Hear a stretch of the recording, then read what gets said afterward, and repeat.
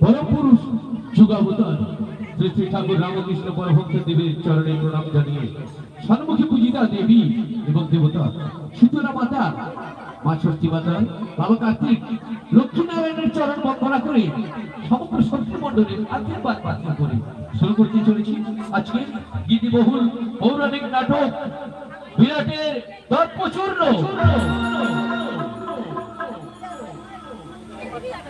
কাহিনী নিত্যানন্দ, রচনা ঈশ্বর তুলসীভূষণ ভট্টাচার্য, নির্দেশনায় অনন্ত কুমার প্রহরাজ, সুর সংযোজনা গোপাল ভট্টাচার্য, আলো শিবশক্তি লাইট সার্ভিস, ধ্বনি দাস সাউন্ড।